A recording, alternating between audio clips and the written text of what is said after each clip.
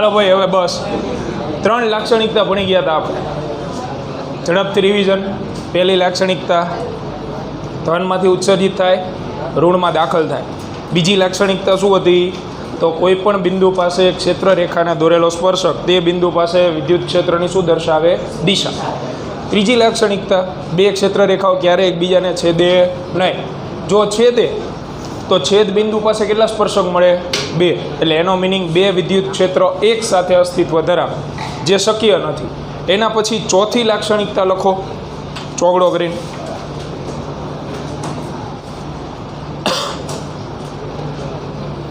બિંદુવત વિદ્યુત ભારની બિંદુવત અંડરલાઈન કરજો એ શબ્દ નીચે. બિંદુવત વિદ્યુત ભારની ક્ષેત્ર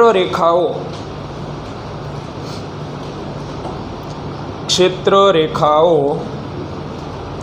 ક્યારેય બંધગાળા રચે નહીં.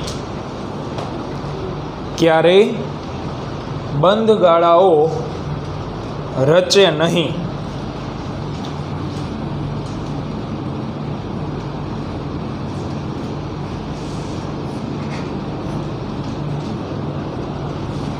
એટલે આની વાત કરેલી છે.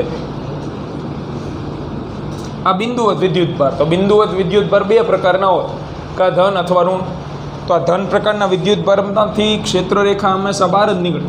આમ આગળ જઈને યુટર્ન મારીને પાછી ન આવતી, કારણ કે જો એ પાછું આવે તો ક્ષેત્ર રેખા દાખલ થઈ કહેવાય.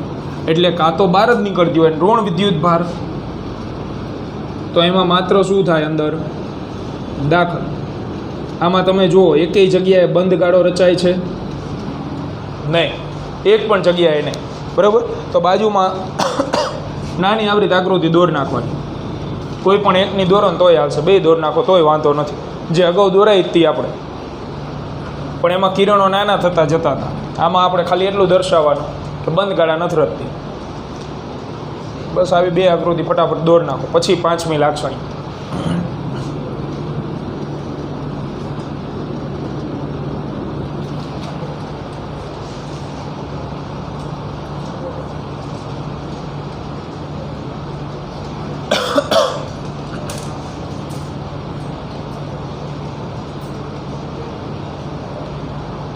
લાક્ષણિકતા નંબર 5.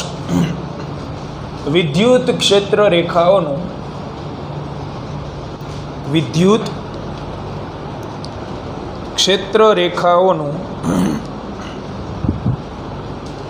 યોગ્ય રીતે કરેલ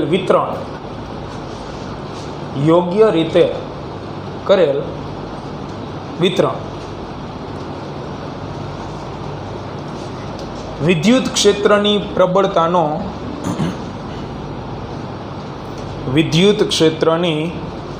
પ્રબળતાનો ખ્યાલ આપે છે.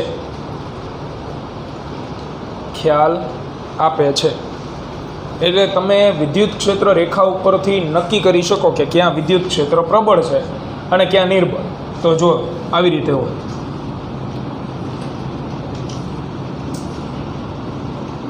આ ક્ષેત્ર રેખાઓ છે.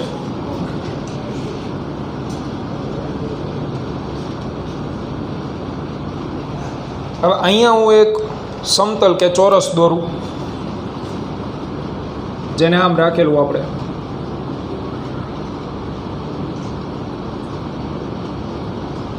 અને ઈ જ સાઈઝનું અહીંયા દોરો.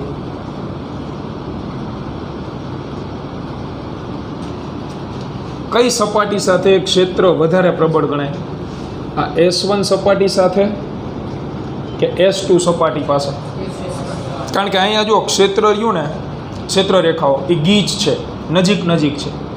એટલે અહીંયા ક્ષેત્ર રેખાઓ ગીચ હોવાથી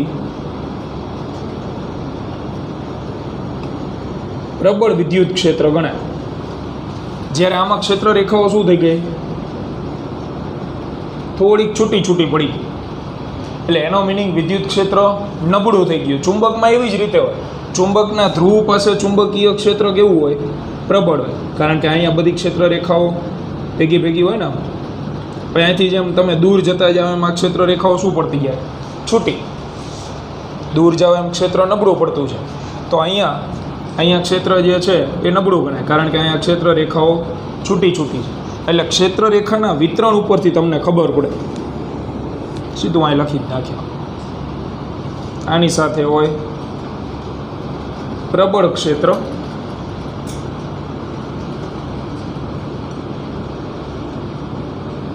અને નિર્બળ ક્ષેત્ર. એટલે આ આકૃતિ દૂર નાખો, બાજુમાં લખાઈ દઉં હું તમને. આકૃતિઓ દોરવાની જરૂર નથી પરીક્ષામાં, ખાલી વિધાન લખ નાખો હાલે, પણ સમજવા માટે આકૃતિ આપણે દોરાવી છે આવડી. બાકી પરીક્ષામાં નાની 4 જ લાક્ષણિકતા લખવાની સીધી, 2 માર્ક, વાર્તા પૂરી.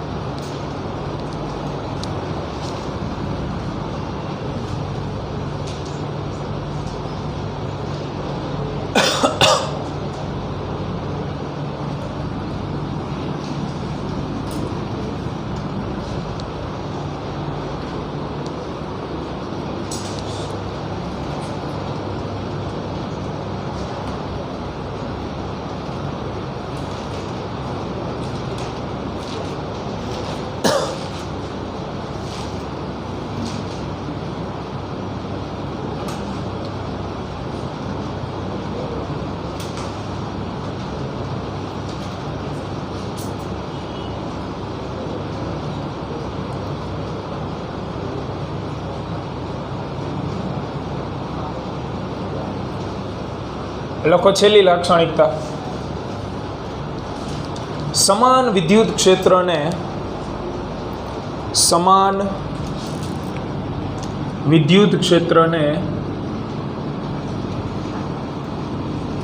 રજૂ કરતી ક્ષેત્ર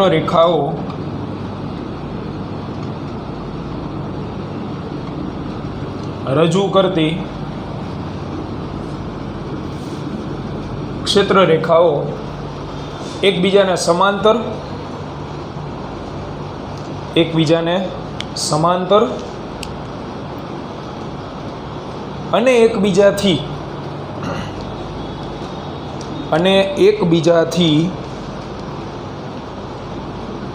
સમાન અંતરે હોય છે. સમાન અંતરે હોય છે. આ સમાન વિદ્યુત ક્ષેત્ર આવી રીતે દોરેલું હોય તો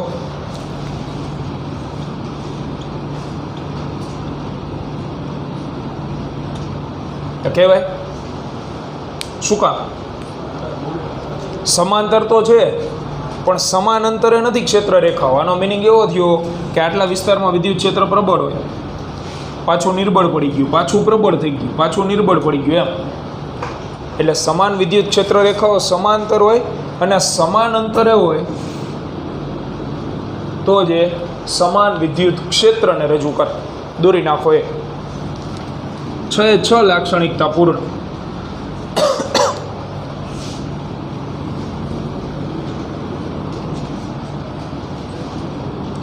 તો માત્ર વિધાનો યાદ રાખવાનું, બીજું કાંઈ નથી. આમ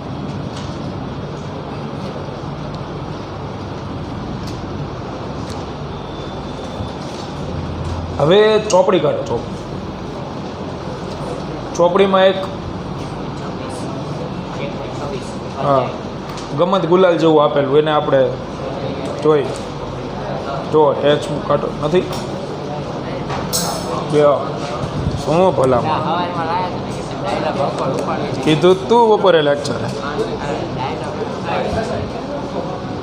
હા, સ્વાધ્યાયનો 1.26 નંબરનો દાખલો. ચોપડી નથી સારું. સ્વાધ્યાયનો 1.26 એમાં જો આકૃતિઓ આપેલી, ખાલી આકૃતિઓ જ આપેલી. આપણે નક્કી કરવાનું છે કે કઈ આકૃતિ સાચી છે અને કઈ આકૃતિ ગપ્પું મારેલું છે. આ તો આકૃતિ જોઈને નક્કી કરીએ આપણે. આમાંથી કોઈ પંખાને સ્વિચ કહીએ.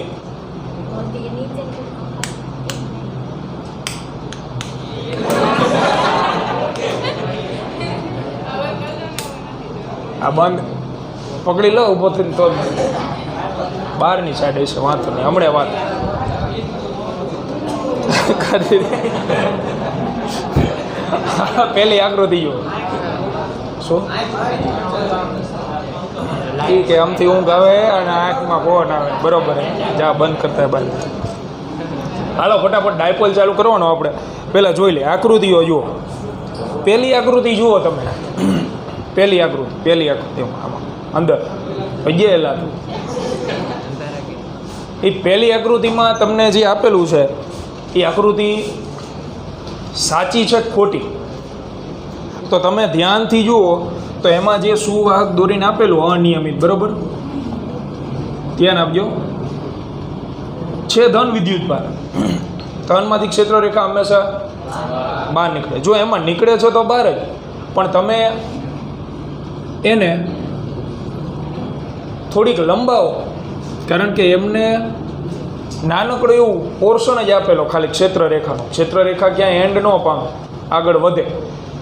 તો આને તમે લંબાવો, કોઈ પણ બે ક્ષેત્ર રેખાને લંબાવો તો આગળ જતાં બે છેદતી હોય ને એવું લાગશે. એમાં આકૃતિમાં જો ઘણી બધી જગ્યાએ એવું હશે, 2-4 ક્ષેત્ર રેખાને તમે લંબાવશો ને તો આગળ જતાં ભેગી થઈ જશે, બરાબર. તો એનો મિનિંગ એ આકૃતિ શું થઈ? ખોટી. કારણ કે આપણે લાક્ષણિકતામાં શું ભણી ગયા? બે ક્ષેત્ર રેખાઓ ક્યારે એકબીજાને છેદે નહીં. એટલે પોતાની ચોપડી હોય તો આને લખવાનું નથી, પ્રેક્ટિસ માટેનો જ છે, લાક્ષણિકતાને એપ્લાય કરવાની. તો એમાં આવી રીતે 2-4 ક્ષેત્ર રેખાઓ લંબાઈ દેવાની, એટલે ખબર પડે કે આકૃતિ ખોટી શું કામ છે. એટલે એ આકૃતિ આવશે ખોટી. એનું કારણ આવશે કે એમાં ક્ષેત્ર રેખાઓ છેદતી હોય એવું જણાય છે, પણ એ નરી આંખે જુઓ તો નહીં, આગળ લંબાવો ને તો. પછી બીજી આકૃતિ જુઓ, એને જોઈને જવાબ આપો, સાચી છે કે ખોટી. તો એ તો તરત ખબર પડી જાય એવું, કારણ કે એમાં તમે જુઓ તો ધનમાંથી ક્ષેત્ર રેખા બહાર કાઢેલી છે, ઋણમાં દાખલ થાય છે, અને પછી એ જ ઋણમાંથી બહાર નીકળે ક્ષેત્ર રેખા. ઉપર જાય પણ ઉપર આમ આપેલું, આમ ધનમાંથી બહાર નીકળે છે, અહીંયા ઋણ આપેલું, તો ઋણમાં દાખલ થઈ તો ત્યાં સુધી સાચું હતું. પણ વળી પાછી ઋણમાંથી ક્ષેત્ર રેખા બહાર કાઢી, જો એમને તો ઋણમાં ક્ષેત્ર રેખા બહાર નીકળે નહીં. તો એ આકૃતિ એટલા માટે ખોટી છે કે ધનમાંથી બહાર નીકળે, ઋણમાં હંમેશા શું થાય? દાખલ. ત્રીજી તો એ કમ્પ્લેટ સાચી, જો વ્યવસ્થિત.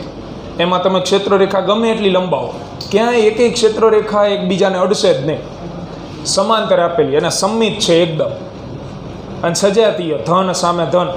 તો વચ્ચેનો પોર્શન ખાલી રહ્યો, જો અપાકર્ષણને લીધે અહીંયા ક્ષેત્ર હાજર જ નહીં હોય, એકબીજાની અસર એ નાબૂદ કરી નાખે. એટલે ત્રીજી આકૃતિ પરફેક્ટ સાચી ગણાય. ચોથી આકૃતિ તો એ તો સીધું ચોખ્ખું જ કૌભાંડ દેખાય. બે ક્ષેત્ર રેખા એકબીજા ઉપર દોરેલી, જો બે ક્ષેત્ર રેખા એકબીજા છેદે નહીં, તો એ તો પતી ગયું. છેલ્લી તો છેલ્લી આકૃતિમાં એમાંય તે છેદ છે ક્ષેત્ર રેખાઓ, તમે લંબાવો, વચ્ચે આવી રીતે એક વર્તુળ દોરીને આપ્યું છે, બે વર્તુળ છે આમ, પણ એમાં તમે અહીંયાથી એક ક્ષેત્ર રેખા બહાર નીકળે છે અને અહીંયા ક્ષેત્ર રેખા દાખલ થાય, આને તમે લંબાવો તો એ આ વર્તુળમાંથી જ પસાર થવા છેદ છે ટૂંકમાં. એમાંય તમને ક્ષેત્ર રેખાઓના કટકા આપેલા છે, ટૂંકા ટૂંકા, એને તમે લંબાવો તો ક્યાંક તો ક્ષેત્ર રેખાઓ છેદે. એ એટલા માટે છેલ્લી આકૃતિઓ શું ગણાય? ખોટી. તો આપેલી આકૃતિઓ પૈકી એક જ સાચી થઈ, સી આપેલી છે ને, બરાબર. તો ધ્યાન રાખવાનું, માત્ર ટૂંકી આકૃતિ આપેલી હોય, આમ આપેલું હોય કે આ આકૃતિ સાચી છે તો ન ગણાય. પહેલી નજરે લાગે કે સાચું છે, ધનમાંથી બહાર નીકળી, પણ આને તમામ લંબાવું છે, આ છેદે, તો ક્ષેત્ર રેખા ક્યારેય ભેગી ન થવી જોઈએ, બરાબર. તો ક્ષેત્ર રેખા વિશેની માહિતી અહીંયા પૂરી. હવે નવો ટોપિક સંપૂર્ણ, ડાયપોલ. તો ડાયપોલ વિશે ભણીએ આપણે. ધ્યાન આપજો, કારણ કે બે મહત્વની સૂત્ર તારણીઓ આવશે, અક્ષ ઉપરનું સૂત્ર અને વિષુવ રેખા ઉપર. એના પહેલાં વિદ્યુત ડાયપોલ વિશે ભણી લઈએ. વિદ્યુત ડાયપોલ. ગુજરાતીમાં કહેવાય દ્વિધ્રુવી. શું હાર્યું તો એ તો ઘરે રહેતા જોવે, ઘરે ન રહેવાય તો હવાય આખું જોવું હોય તો શું પડ્યા રહો. હા તો બરોબર જ છે, વાંધો નહીં, બરોબર. વિદ્યુત ડાયપોલ. સંધિ છૂટી કરો આની. ડાય અને પોલ. કેમિસ્ટ્રીમાં ડાય, ટ્રાય, ટેટ્રા, પેન્ટા બધું આવતું હોય એક્ઝેક્ટ. ટૂંકમાં ડાય શબ્દ શેને રજૂ કરે? બે. અને પોલ શબ્દ ધ્રુવ એટલે કે વિદ્યુત ભારને રજૂ કરે. તો બે વિદ્યુત ભાર ધરાવતી રચનાને કહેવાય ડાયપોલ. બરાબર. બે પ્રકારના વિદ્યુત ભાર હોય એને ડાયપોલ કહેવાય. એટલે જેનું ગુજરાતી નામ છે દ્વિધ્રુવી. પણ બે ખાસ પ્રકારના વિદ્યુત ભાર હોય. ગમે વિદ્યુત ભાર તમે મૂકી દો 2 કુલમ ને 10 કુલમ, તો એ ડાયપોલ ન કહેવાય. એ બે વિદ્યુત ભાર પાસે કઈ ક્વોલિટી હોવી જોઈએ? તો કે સમાન મૂલ્યના હોવા જોઈએ અને વિજાતીય પ્રકારના હોવા જોઈએ, તો ડાયપોલ બનશે. તો વ્યાખ્યા તો સિમ્પલ જ છે, બે વિદ્યુત ભાર ધરાવતી રચના ડાયપોલ કહેવાય. પણ એ બે વિદ્યુત ભાર આપણે સ્પેશિયલ પ્રકારના લખશું તો એની વ્યાખ્યા કે બે સમાન મૂલ્યના અને વિજાતીય પ્રકારના વિદ્યુત ભારોને એકબીજાથી ચોક્કસ અંતરે કે પરિમિત અંતરે, ચોપડી મેળવો શબ્દ મૂકતા બનતી રચનાને વિદ્યુત ડાયપોલ કહે છે. બે વિદ્યુત ભાર લેવાના, બેના મૂલ્ય સમાન હોવા જોઈએ અને વિજાતીય પ્રકારના હોવા જોઈએ અને ચોક્કસ અંતરે મૂકવાના, બહુ દૂર નહીં મૂકવાના. બે એકબીજાના ક્ષેત્રની અંદર હોવા જોઈએ. જનરલી બે ડાયપોલની અંદર બે વિદ્યુત ભાર વચ્ચેનું અંતર છે ને એ મિલીમીટરના ક્રમનું હોય, બહુ મોટું ન હોય, 10⁻³ મીટર. તો એની આકૃતિ આપણે દોરી આ પ્રકારે આવશે. આ એક વિદ્યુત ભાર, ધારો કે એનું મૂલ્ય હું લઈ લઉં કેપિટલ Q, જે પ્લસ પ્રકારનો. અહીંયાથી દૂર બીજો એક વિદ્યુત ભાર મૂકી તો ફરજિયાતી લેવાનો તમારે -Q પ્રકારનો. એટલે કે આને જો તમે 5 કુલમ લીધો હોય તો આ ફરજિયાત કેવો હોવો જોઈએ? -5. તો જ એનો શું કહેવાય? ડાયપોલ. બાકી એવું તો ઘણી બધી જગ્યાએ આવશે કે અહીંયા 2 કુલમ હોય ને અહીંયા -10 કુલમ હોય, તો એ ડાયપોલ નહીં બને. ડાયપોલ માટે ફરજિયાત સમાન મૂલ્યના અને વિજાતીય પ્રકારના હોવા જોઈએ વિદ્યુત ભાર. બીજી એક મહત્ત્વની બાબત કે ડાયપોલમાં આ બે વિદ્યુત ભાર વચ્ચેનું જે અંતર છે એની સંજ્ઞા આવશે ફરજિયાત 2a. આ સંજ્ઞા છે, ધ્યાન રાખજો. આમાં બગડો ગાણિતિક નથી. બે વચ્ચેનું અંતર એ હંમેશા 2a લેવું. સંજ્ઞા 2a એટલે તમને એવું કીધું હોય કે 2 કુલમ વિદ્યુત ભાર છે અને બીજો -2 કુલમ વિદ્યુત ભાર છે, તેમને 2 મિલીમીટર અંતરે મૂકેલ છે. તો આમાં ડાયપોલ દોરવાનું કીધું હોય તો એમાં બે વચ્ચેનું અંતર કેટલું છે? 2 મિલીમીટર. તો એ 2 મિલીમીટર કોના બરાબર આપેલું હશે તમને? એ બરાબર નહીં, 2a બરાબર જ તે. તો પછી આમાં એવું નહીં કરવાની કે બગડો ગયો.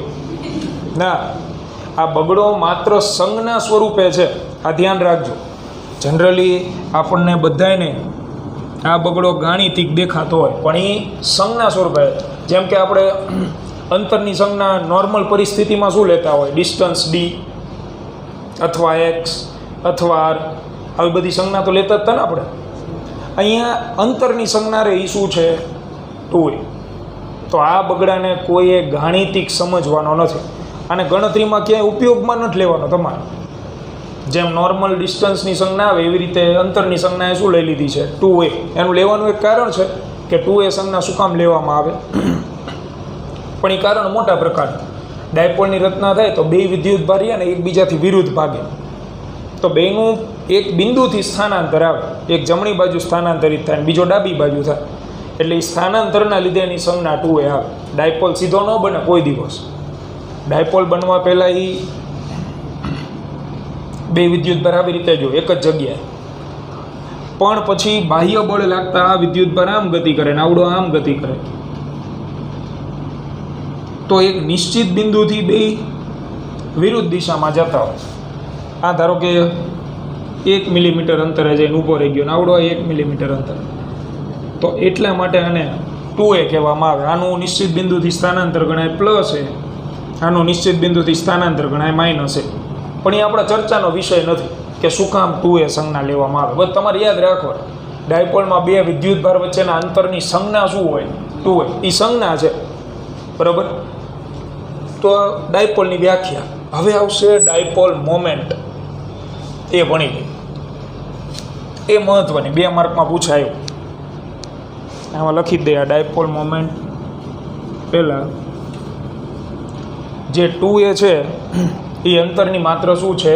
સંજ્ઞા. તો 2 માર્કની મહત્વની થિયરી.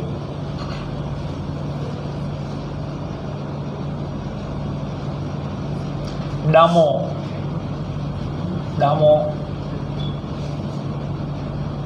Dipole moment. ગુજરાતીમાં આને કહેવામાં આવે છે ચાક માત્રા, બરાબર. સંજ્ઞા એની, તો આની સંજ્ઞા છે P સદિશ. તો ડાયપોલ મોમેન્ટનું સૂત્ર લખીએ એટલે વ્યાખ્યા આવડી જાય, એસઆઈ એકમે આવડી જાય, અને સદિશને પારિમાણિક સૂત્ર બધું આવે. ટૂંકમાં 2 માર્કમાં તો એટલું જ લખવાનું. તો અગાઉ કીધેલું એમ ખાલી શું યાદ રખાય? સૂત્ર. તો ડાયપોલ મોમેન્ટનું સૂત્ર છે P સદિશ બરાબર Q ઇન્ટુ 2a સદિશ. બનાવો વ્યાખ્યા. તો શું વ્યાખ્યા બનશે આની?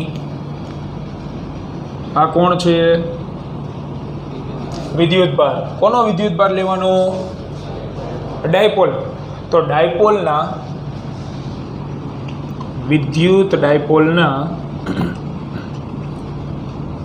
બેમાંથી કોઈ એક વિદ્યુતભારનું મૂલ્ય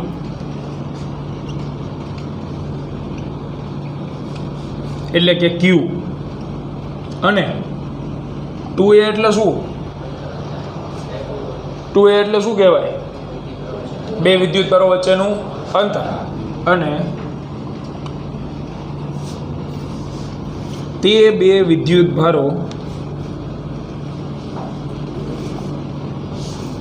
વચ્ચેના અંતરના આ બેનો શું છે? ગુણાકાર. ગુણાકારને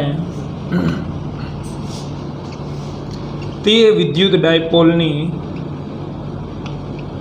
શું કહેવાય? Dipole moment. તો વ્યાખ્યા ગોખવાને વિદ્યુત ડાયપોલના બેમાંથી કોઈ પણ એક વિદ્યુતભારનું મૂલ્ય અને તે ડાયપોલના બે વિદ્યુતભારો વચ્ચેના અંતરના ગુણાકારને તે વિદ્યુત ડાયપોલની શું કહેવાય? Dipole moment. એસઆઈ એકમ બોલો.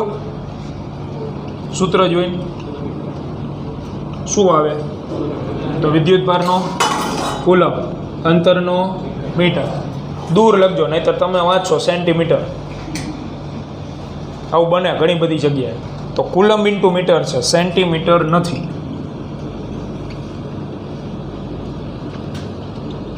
પારિમાણિક સૂત્રો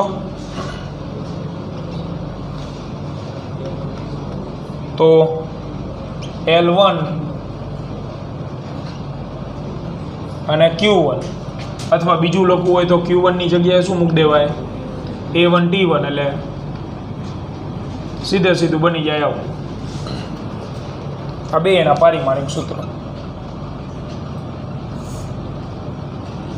સદિશ રાશિ કે અદિશ?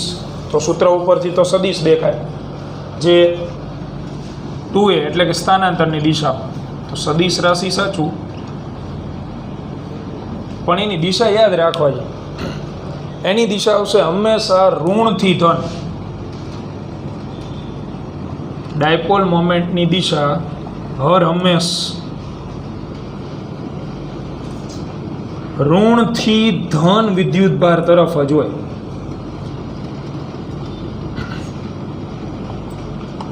એટલે વિદ્યુત ક્ષેત્ર કરતાં ઊંધું. વિદ્યુત ક્ષેત્રની દિશા ક્યાં હતી? ધનથી. ડાયપોલ મોમેન્ટની યાદ રાખી લેવાની, ફિક્સ, કોઈ દિવસ નહીં બદલે. ડાયપોલ મોમેન્ટની દિશા આવશે વિદ્યુત ક્ષેત્ર કરતાં ઊંધી, એટલે કે ઋણ ભારથી ધન ભાર તરફ. તો આ 2 માર્કની મહત્વની થિયરી. યાદ ખાલી આવડું અને આવડું 2 જ વસ્તુ રાખવાની, બાકી તમે ઓટોમેટિક બધું બનાવી શકો જાતે. બરાબર? ઝડપથી લખી નાખો, પછી સૂત્ર તારવણી ભણીએ આપણે. વિદ્યુત ક્ષેત્રના સૂત્ર જો આવી, કારણ કે મેં તમને અગાઉ કીધેલું ને અત્યારે આ ચેપ્ટરમાં સૌથી વધુ ક્ષેત્રના જ સૂત્ર આવશે. એટલે ચેપ્ટર પૂરું થાય ને એટલે મગજ બેન્ડ મારી જશે કેટલાક ક્ષેત્રના સૂત્ર. કારણ કે આપણે એક જ પ્રકારના MCQ કર્યા હજી, બળવાળા. ક્ષેત્રવાળા MCQ તો હજી ભેગા ચાલુ જ નથી કર્યા આપણે. કારણ કે ક્ષેત્રવાળા MCQમાં જેવી રચના આપેલી હોય ને એવું વિદ્યુત ક્ષેત્ર લેવાનું. બિંદુવત વિદ્યુત ભાર હોય, બિંદુવત ટપકું, 1 કુલમ, 2 કુલમ, 5 કુલમ, 500 કુલમ, પણ એક જ બિંદુએ રહેલો હોય તો એનું વિદ્યુત ક્ષેત્રનું સૂત્ર શું હોય? તો એ તારવી ગયા આપણે, KQ/R². બરાબર? પછી વ્યાખ્યાવાળું તો છે જ, E = F/Q. આજે આવશે ત્રીજું સૂત્ર, વિદ્યુત ડાયપોલની અક્ષ ઉપર વિદ્યુત ક્ષેત્ર. અને પછી પેન્ડિંગમાં એક પડેલી આની થિયરી, જે આજ તો નહીં પતે પણ હવેના લેક્ચરમાં જે આવશે, વિદ્યુત ડાયપોલની વિષુવ રેખા ઉપર વિદ્યુત ક્ષેત્ર. એટલે તૈયાર કરતા જજો, ચેપ્ટર પૂરું થાય પછી ન કહેતા કે વિદ્યુત ક્ષેત્ર જ છે આમાં તો નકરું, પણ ચેપ્ટરનું નામ જ એ જ હોય ને, વિદ્યુત ક્ષેત્રો જ આવશે નકરા. બરાબર? અને પછી એક સાથે MCQ ભેગા કરવાના થાય બધા. એટલે સિંગલ થિયરી તૈયાર કરેલી હોય તો વાંધો ન આવે. તો વિદ્યુત ડાયપોલની અક્ષ ઉપર વિદ્યુત ક્ષેત્રનું સૂત્ર મેળવ. સહેલું છે એકદમ, ધ્યાનથી ભણજો. જો સમય વધશે તો આ લેક્ચરમાં આપણે લખાવશું રફ બુકમાં, નહીંતર આવતા લેક્ચરમાં આવું એટલે તમારે લખવા માંડવા. બરાબર? ફરજિયાત મહત્ત્વની સૂત્ર તારવણી સહેલી, નાના પોઈન્ટ ધ્યાનમાં રાખવા. કઈ રીતે તારવવું? સૌથી પહેલાં તો ડાયપોલ દોર નાખો. તો એક વિદ્યુત ડાયપોલ દોરી, આ છે +Q,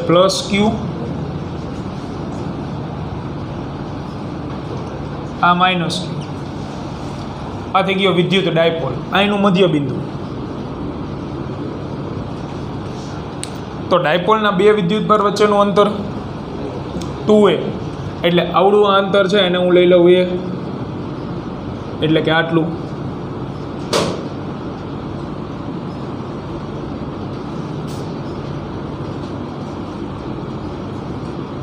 આ અંતર a અને આવડું આ અંતર a. આ 2 વિદ્યુત ભાર વચ્ચેનું ટોટલ અંતર 2a થયું. બરાબર? હવે દોરો અક્ષ. અક્ષ કોને કહેવાય? કે જે ડાયપોલને સમાવતી હોય ને એવી રેખા. તો અક્ષ 3 હોય, x, y અને z. ડાયપોલ આડો મૂક્યો તો આપણે કઈ અક્ષ દોરશું? x. જો ડાયપોલ ઊભો દોરેલો હોત તો y દોરે. આમ તો દોરાતો નથી, એટલે z અક્ષ લેવાની તો વાત જ નથી આવતી. એટલે આ ડાયપોલને સમાવતી હોય ને એવી અક્ષ ધ્યાનમાં લઈએ આપણે. તો આ છે x અક્ષ, જે ડાયપોલની અક્ષ છે એ પ્રમાણે લખાણ. પહેલો પોઈન્ટ, એક વિદ્યુત ડાયપોલને x અક્ષ પર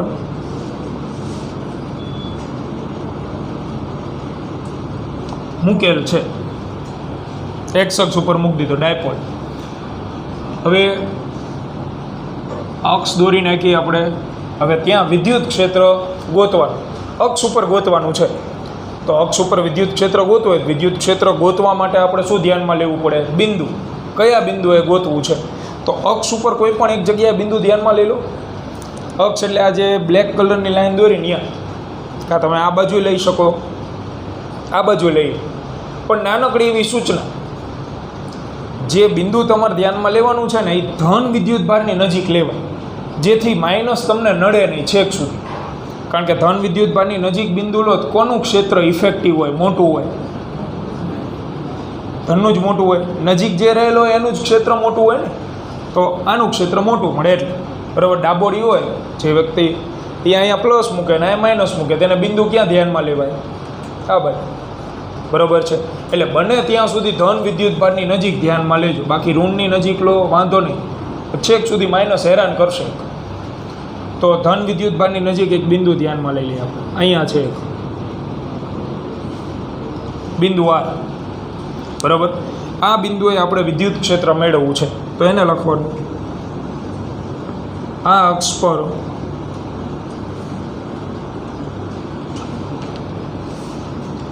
ડાયપોલના મધ્ય બિંદુથી x અંતરે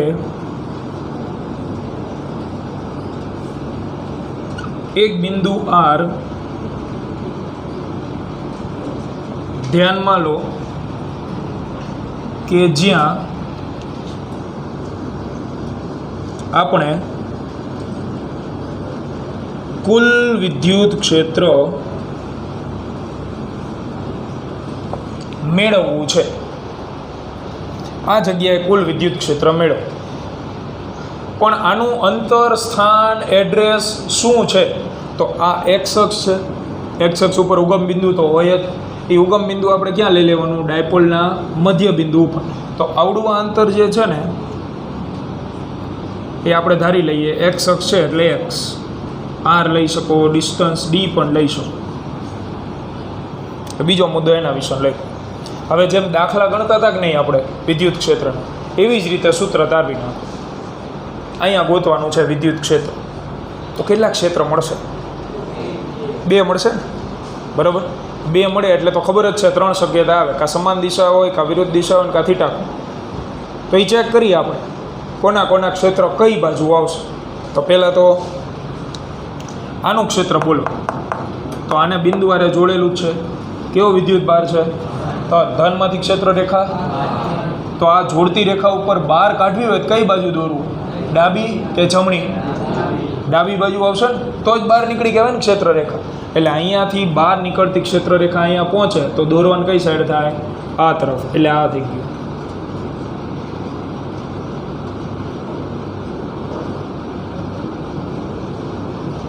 આ છે E1 સદિશ, અથવા E પ્લસ એ લખી શકો. ધન વિદ્યુત ભારનું ક્ષેત્ર સદિશ તો કરવાનું. બોલો ઋણનું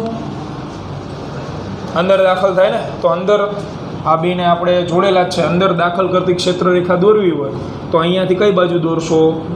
જમણી તરફ ફરજિયાત. એટલે આ બાજુ આવશે.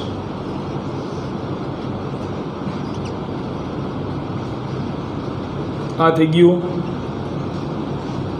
E2 સદિશ. 2 કેવી દિશામાં? વિરુદ્ધ. વિરુદ્ધ દિશામાં શું થાય? બાદ બાકી. તો આર બિંદુ પાસે વિદ્યુત ક્ષેત્ર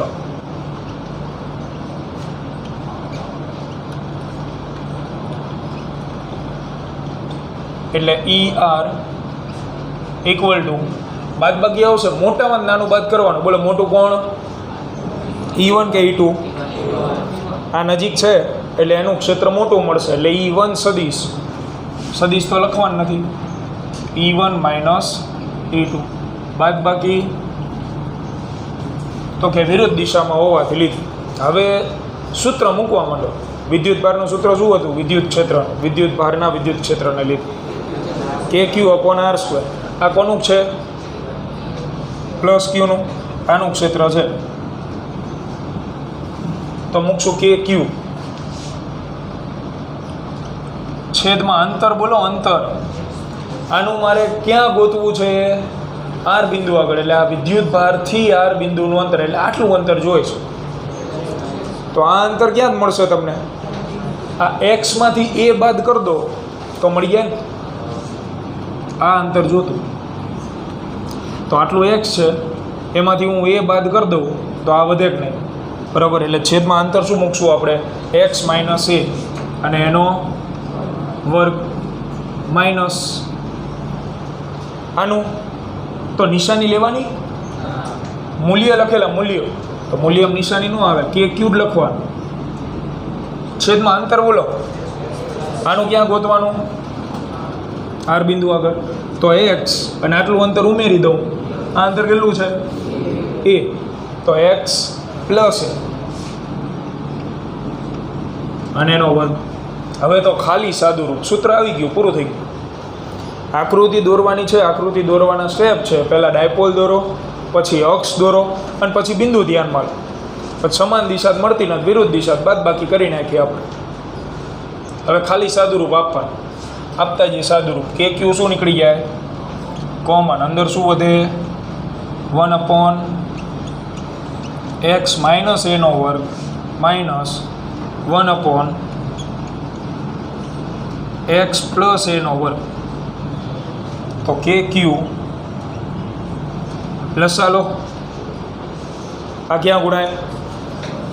અહીંયા એક્સ પ્લસ એનો વર્ગ માઇનસ એક્સ માઇનસ એનો વર્ગ છેદમાં 2નો ગુણાકાર એક્સ પ્લસ એનો વર્ગ ગુણ્યા એક્સ માઇનસ એનો વર્ગ. તો આનું વિસ્તરણ કરો. વિસ્તરણ કરીએ આપણે તો કે ક્યુ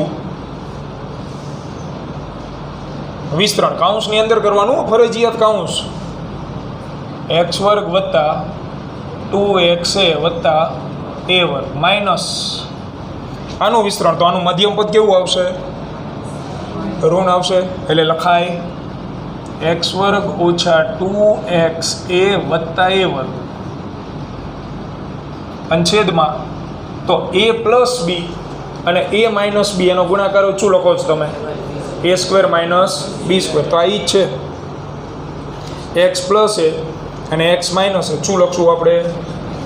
એક્સ વર્ગ માઇનસ એ વર્ગ અને એનો પાછો વર્ગ, ઉપર વર્ગ છે. હવે આવડો આ કાઉન્સ ખુલ્લો કરો અને માઇનસ નિશાની અંદર આપી દો. તો કે ક્યુ એક્સ વર્ગ વત્તા 2xa વત્તા એ વર્ગ ઓછા એક્સ વર્ગ minus minus plus 2xa minus a square છેદમાં એક્સ વર્ગ માઇનસ એ વર્ગ એનો વર્ગ. શું ઉડી જાય? એક્સ વર્ગ એ વર્ગ વધે 2xa વત્તા 2xa એટલે 4xa છેદમાં એક્સ વર્ગ ઓછા એ વર્ગ એનો વર્ગ. તો અહીંથી સાદુરૂપ બાકી. તો આ તો માત્ર સાદુરૂપ, એના 3 માર્ક. કારણ કે દાખલા ગણી ગયા હતા. દાખલામાં આપણે ખાલી કિંમત મૂકતા હતા, આમાં કિંમત નથી મૂકવાની, એટલો ફેર. બરાબર? લખી નાખો ઝડપથી, પછી આગળ વધો. હાલો, અહીંથી આગળ 3 સ્ટેપ જ છે એટલે તારવણી આવી જાય. આકૃતિ ભલે રહી, બાકી હોય દોરજો, વાંધો નહીં. જો હવે આગળ શું કરવાનું? તો આપણને મળી ગયું છે સૂત્ર કે ક્યુ 4xa એક્સ વર્ગ માઇનસ એ વર્ગ એના આખાનો વર્ગ. હવે ધ્યાનથી સાંભળજો એક વસ્તુ. વિદ્યુત ડાયપોલના કોઈ પણ સૂત્રની તારવણી હોય, કોઈ પણ સૂત્ર આગળ ડાયપોલ લખેલો હોય તો ફરજિયાત સૂત્રમાં છેલ્લે ડાયપોલ મોમેન્ટ આવવી જોઈએ. ત્યાં સુધી સાદુરૂપ આપવા. વિદ્યુત ડાયપોલની કોઈ પણ સૂત્ર તારવણી તમે લખો અને એક જગ્યાએ તમારે પૂરું થઈ જશે સાદુરૂપ આખે આખો. આ સાદુરૂપ પતી ગયું, પણ તારવણી કમ્પ્લીટ ન ગણાય હજી. કારણ કે તારવણી છે ડાયપોલની, એ કેવી રીતે ખબર પડે તમને? તો ડાયપોલ મોમેન્ટ લાવો ને તો. એટલે આ સૂત્રની અંદર તમારે ફરજિયાત ડાયપોલ મોમેન્ટ લાવવી પડશે. તો ડાયપોલ મોમેન્ટનું સૂત્ર હમણાં જ આવી ગયું. ડાયપોલ મોમેન્ટનું સૂત્ર શું હતું? પરંતુ ડાયપોલ મોમેન્ટ પી બરાબર શું લખાય? ક્યુ ઇન્ટુ 2a. આ ફરજિયાત આવવું જોઈએ. જ્યાં સુધી ડાયપોલ મોમેન્ટ ન આવે સૂત્રમાં તો એ સૂત્ર ખોટું હોય જ નહીં. ડાયપોલનું સૂત્ર જ ન હોય. એટલે હવે આપણે શું કરશું? એ જે સૂત્ર રહ્યું ને એમાંથી ક્યુ ઇન્ટુ 2a જે છે એ હું અલગ નાખું, અલગ કાઢી દો. તો ક્યુ ઇન્ટુ 2a, તો ક્યુ ઇન્ટુ 2a પહેલાં લખી જ નાખવાનું. અલગ કાઢવાનો એક જ નિયમ, પહેલાં લખ નાખો, પછી વધેલા ઘટેલા પદ રહ્યા એ લખવાના. તો પહેલાં જેની જરૂરિયાત છે એ લખી દઈએ આપણે. હવે અહીં જોતા જાઓ શું વધેલું છે. બોલો કે અહીં લખો, નથી લખેલો ને કે, તો કે હવે લખશું. પછી ક્યુ, તો ક્યુ લખાઈ ગયું છે. ઓકે, એને જવા દો. ચોગડો છે, ચોગડામાંથી બગડો લખાઈ ગયો, બગડો બાકી રહ્યો ને હજી, એટલે હજી એને આપણે લખશું અહીં 2k. પછી એક્સ, એક્સ લખાણું છે, નથી લખાણું, તો એક્સ લખશું હવે. અને છેલ્લે એ, તો એ લખાઈ ગયો આ રહ્યો, બરાબર. એટલે આ વધારાના પદ થયા. ઓલું સામે લખ્યું ને જે અંશ, એ જ લખેલો, અલગ નથી. પણ મેં કીધું એમ કે ડાયપોલ મોમેન્ટ લાવવી પડશે. ડાયપોલ મોમેન્ટનું સૂત્ર હતું Q × 2a, તો આપણે Q × 2a પહેલાં લખી જ નાખો, ફરજિયાત લખી જ નાખો. પછી જે વધેલા ઘટેલા પદ હતા એને કાઉન્સમાં મૂકી દીધા. એ કેવી રીતે ખબર પડે? તો ઓલામાં જોતો જવાનું શું લખાઈ ગયું અને શું નથી લખાણું, બરાબર. છેદમાં x² - a² એનો વર્ગ. તો હવે જે આવડું આ વધે છે એની જગ્યાએ આપણે મૂકી દઈશું ડાયપોલ મોમેન્ટ P. તો આ ધ્યાન રાખજો, ટર્નિંગ પોઈન્ટ છે અહીંથી, કારણ કે વાંચો એટલે થોડાક લોચા પડશે કે આના ઉપરથી આ શું લખેલું. તો અંશમાં લખ્યું ને એ જ કાઉન્સ લખી દીધો આપણે, પણ ડાયપોલ મોમેન્ટ લાવવા માટે આપણે Q × 2a નો શું લખી નાખેલું છે અલગ. તો હવે લખીએ dipole moment P Q × 2a ની જગ્યાએ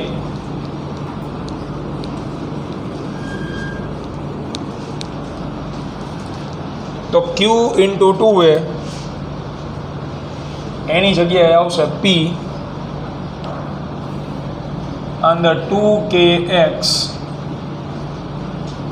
x² - a² આખા કાઉન્સનો વર્ગ. આ સૂત્ર તૈયાર. 2kpx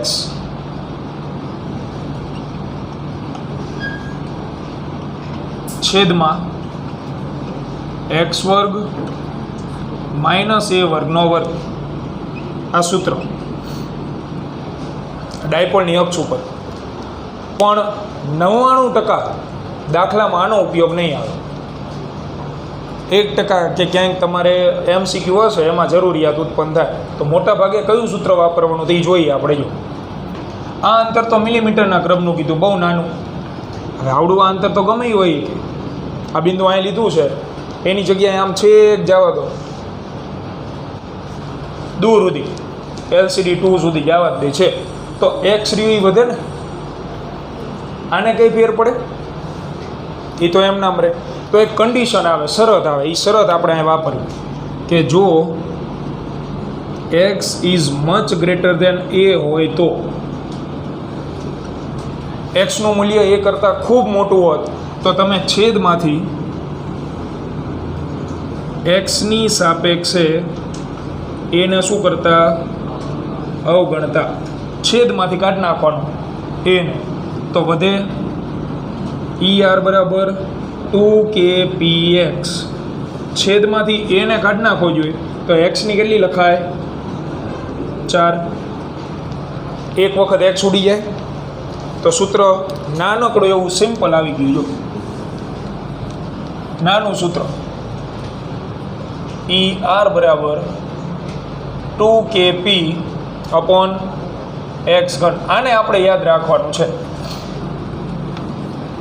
ડાયપોલની અક્ષ ઉપર વિદ્યુત ક્ષેત્ર કે એટલે સૂત્ર તરત મગજમાં આવવું જોઈએ કયું? 2kp/x². જ્યાં x એટલે કોનું અંતર છે?